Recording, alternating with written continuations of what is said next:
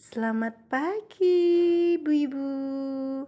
Bagi yang lihat konten ini saat pagi hari, siang, sore, dan malam bunda-bunda, ibu-ibu semuanya.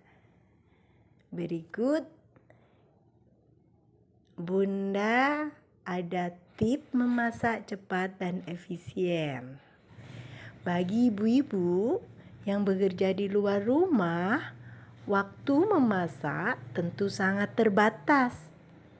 Agar bisa memasak lebih cepat dan menghemat waktu, berikut ini ada beberapa tips yang bisa diterapkan di dapur. 1. Belanja kebutuhan lauk untuk stok 1 minggu. Misal, beli daging, ikan, ayam di pasar tradisional karena lebih segar dibandingkan dengan di supermarket. Bahan yang segar memiliki daya simpan yang lebih lama. Namun, jika harus belanja di supermarket, perhatikan tanggal kadaluarsa dan kondisi bahan. Bahan harus terlihat masih segar loh ya. Cuci daging, ikan, dan ayam hingga bersih. Rebus daging dan ayam sambil dibuat kaldu. Sementara itu, biarkan ikan dalam keadaan segar. Masukkan ayam dan daging, rebus ikan, serta kaldu ke dalam plastik atau wadah yang berbeda. Kemas menurut kebutuhan sekali masak. Simpan semua bahan tersebut termasuk kaldu ayam dan daging di dalam freezer ya bun. Dengan demikian, jika hanya memerlukan sedikit bahan, kita tidak perlu mencairkan semua stok bahan yang ada di freezer. Bahan beku yang sudah dicairkan di suhu ruang mudah terinfeksi bakteri, sehingga tidak boleh dibekukan kembali. Daging dan ayam rebus ini bisa diolah menjadi aneka olahan masakan yang direbus seperti gulai, rawon sebagai campuran aneka masakan tumisan. Sementara itu, air kaldunya bisa untuk sup, soto, dan masakan berkuah lainnya. Lanjut ya bun. Jika membutuhkan daging ayam dan ikan untuk masakan yang tidak perlu direbus terlebih dahulu, setelah membeli segera cuci bersih dan pisahkan per sekali pakai. Selanjutnya simpan di dalam freezer. Beli bahan siap masak seperti daging cincang, ayam giling, dan udang kupas. Bahan-bahan tersebut saat ini sudah banyak tersedia di supermarket. Jika kita pergi ke pasar pun, kita bisa memesan kepada penjualnya. Jadi di rumah bisa langsung diolah tanpa perlu proses mencincang daging, mengupas udang jika membeli dalam jumlah banyak. Simpan di freezer dalam kemasan per sekali masak. Jika akan memasak makanan beku, keluarkan bahan sebanyak yang diperlukan saja. Biarkan di suhu ruang hingga mencair. Jangan memasak bahan yang masih beku secara langsung ya bun, karena tidak akan matang sempurna. Nah, ingat ya bun ya, tips yang kedua. Masak dalam jumlah banyak sekaligus. Ungkep berbagai bahan sekaligus. Misalnya, sewaktu mengungkep ayam dengan bumbu, kita bisa sekalian mengungkep tempe, tahu, dan telur. Jadi kita memiliki stok lauk matang berbumbu di dalam kulkas. Kita tinggal menggorengnya jika akan dihidangkan. Buat stok aneka sambal yang awet, lauk-lauk kering, dan masakan yang perlu waktu lama dalam proses memasaknya. Misalnya, jika keluarga menyukai rendang, masak dalam jumlah banyak sekalian pada hari libur. Setelah masakan dingin, kemasan dalam porsi 1 kali pakai lalu simpan di dalam freezer.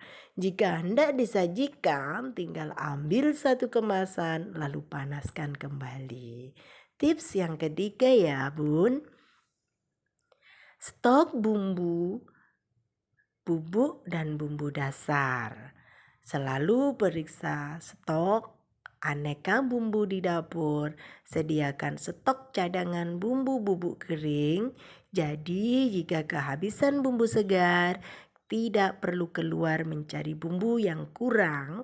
Sekarang ini banyak sekali tersedia aneka bumbu bubuk siap pakai. Seperti merica bubuk, ketumbar bubuk, bawang putih bubuk, pemakaian bumbu-bumbu bubuk ini juga sangat membantu menghemat waktu proses mempersiapkan bumbu. Lanjut ya Bunda. Buat stok bumbu dasar siap pakai untuk kebutuhan seminggu, yaitu bumbu dasar putih, kuning, dan merah.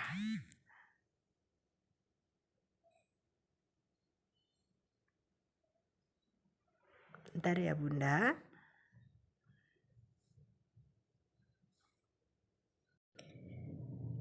Maaf ya Bunda, kita lanjut. Buat stok bumbu dasar siap pakai untuk kebutuhan seminggu, yaitu bumbu dasar putih, kuning, dan merah. Tumis bumbu dasar tersebut sehingga benar-benar matang, lalu simpan di kulkas dalam wadah tertutup agar cita rasanya tetap terjaga. Untuk masakan bersantan, bisa menggunakan santan instan. Saat ini sudah banyak tersedia berbagai merek santan instan, baik yang berupa santan kental atau bubuk.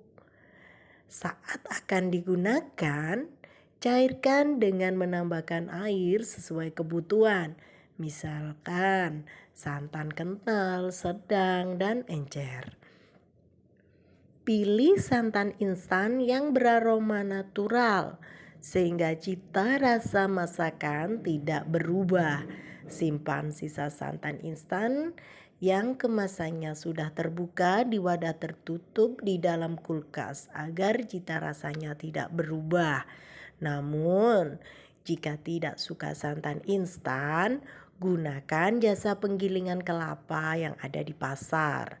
Kelapa parut juga bisa disimpan dalam freezer untuk persediaan. Kemas kelapa parut masing-masing untuk sekali pakai di wadah tertutup atau plastik. Jika akan digunakan, diamkan dahulu di suhu ruang baru dibuat santan. Tips yang keempat ya Bun, gunakan peralatan dapur modern agar acara masak-memasak ini menjadi lebih cepat selesai. Kita bisa menggunakan peralatan dapur yang modern seperti di bawah ini.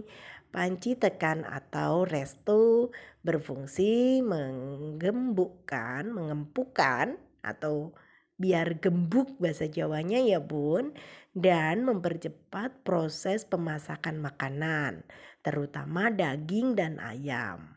Setelah proses pemasakan, panci presto baru aman dibuka saat suhu dan tekanan panci sudah turun. Jika Anda ingin suhu panci cepat turun, siram panci presto panas yang masih tertutup dengan air dingin. Suhu panci pun akan turun dan bisa segera dibuka. Slow cooker berfungsi sebagai panci pemasak yang akan matang secara perlahan. Jadi, jika kita memasak daging, bisa kita mulai masak dari malam sebelumnya. Cukup dihubungkan ke listrik, keesokan harinya daging akan matang dan empuk sendiri tanpa takut gosong. Lanjut ya Bunda.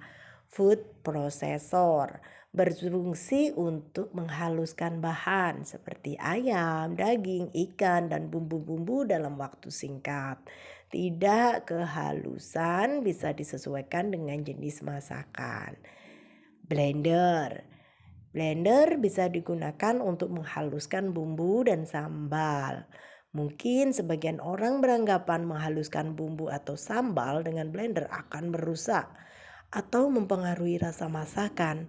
Padahal jika kita tahu triknya, rasa akan sama dengan yang diulek loh Bun. Misalnya ketika menghaluskan sambal dengan blender, goreng dahulu semua bahan hingga matang.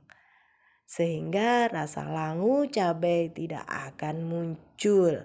Jika kita blender bumbu dengan air, setelah halus, panaskan terlebih dahulu hingga air menguap.